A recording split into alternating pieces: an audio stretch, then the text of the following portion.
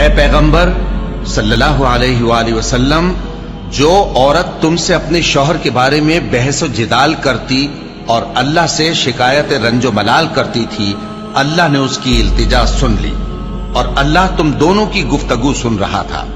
کچھ شک نہیں کہ اللہ سنتا ہے، دیکھتا ہے۔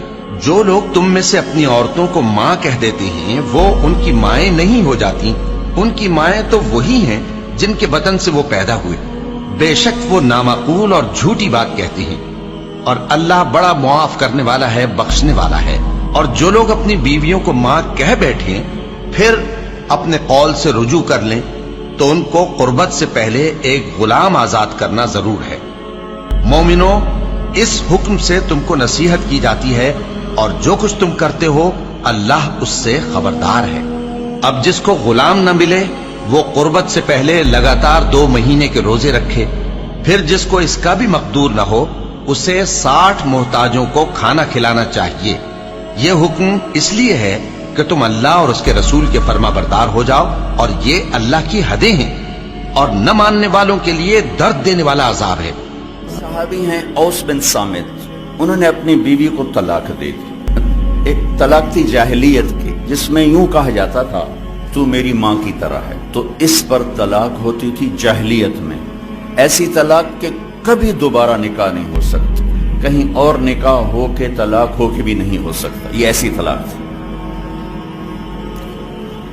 وہ آئیں دوڑی دوڑی اللہ کے نبی کے پاس، رسول اللہ، حضرت عائشہ کنگھی کر رہی تھی، یا رسول اللہ میرے خامن نے مجھے کہہ دیا تو میری ماں کی طرح ہے، اب کیا ہوگا؟ تو چونکہ شرعی حکم موجود نہیں تھا، آپ نے رواج پر فرمایا خولا، طلاق ہو گئی۔ کہ یا رسول اللہ آپ نظر ثانی فرمائیں، انہو ابو ولدی وحب الناس الی، وہ میرے بچوں کا باپ، ہماری آپس میں بہت محبت ہے، اس نے غصے میں کہہ دیا ہے۔ تو آپ نے کہا حرمت علیہ، خولا، طلاق ہو گئی۔ ان کا یا رسول اللہ اکل مالی وافنا شبابی ونثرت له بطنی وتفرق اہلی، یا رسول اللہ میرا بڑھاپا آ چکا ہے، میرے ماں باپ مر چکے ہیں، میرے چھوٹے چھوٹے بچے ہیں، میری جوانی ختم ہو چکی ہے، مال میرے پاس کوئی نہیں، اگر یہ طلاق ہوتی تو میں کہاں بیٹھوں، مجھے کون سہارا دے؟ تو اب چپ ہو، چونکہ وہ منوانا چاہتی، ابھی وہی کوئی آئی نہیں، آپ نے قانون ماحول رواج کے مطابق فیصلہ دے دیا ہے، تو آپ خاموش ہو گئے۔ حضرت عائشہ کنگھی فرمائی۔ اللہ اکبر۔ جب اس نے دیکھا کہ آپ چپ ہو گئے تو کہنے لگی اچھا آپ نہیں سنتے، میں آپ کے رب کو سناتی۔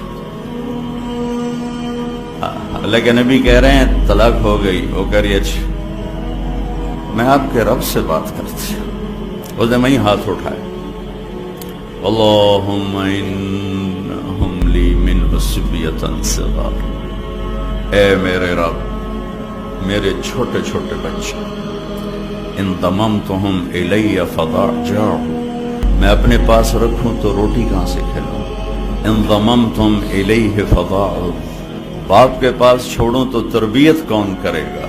یا اللہ اب ذرا غور کے، یا اللہ اپنے نبی کی زبان پر میرے حق میں فیصلہ اتار۔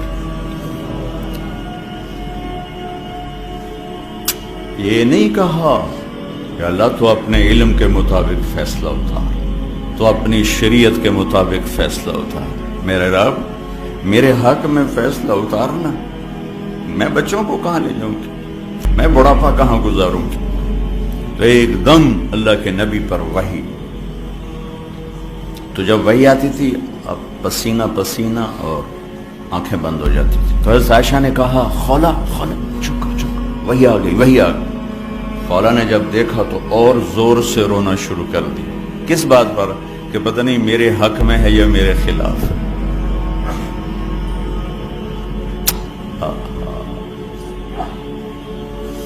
جب وحی ختم ہوئی تو آپ نے پسینہ پہنچا اور مسکراتے ہوئے فرمایا خولا تجھے مبارک ہو، اللہ نے تیرے حق میں فیصلہ دے دیا۔ اور یہ فیصلہ قرآن میں لکھا گیا ہے، اس کو قرآن کا حصہ بنایا گیا، اسے حدیث کا حصہ نہیں بنایا، اور اسے 28واں پارہ اس سے شروع کروایا گیا۔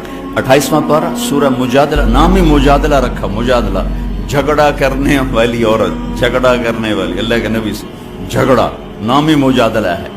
ہم نے سن لیا اس کی بات کو جو آپ سے بات کر رہی تھی، یہ تو ترجمہ ہے، لیکن صورتحال کیا ہے؟ جو ترجمہ کبھی حقیقت کو نہیں بتایا کرتا، یہ جو الفاظ ہیں یہ کیا بتا رہے ہیں، میں وہ آپ کے سامنے پیش کرنا چاہتا ہوں کہ اے میرے محبوب، یقیناً اللہ نے سنا، میں نے نہیں کہا، قد سمعت، لفظ اللہ، میرے محبوب اللہ نے اپنی اس بندی کی فریاد کو سنا جو آپ سے جھگڑا کر رہی تھی اپنے خامند کے بارے میں۔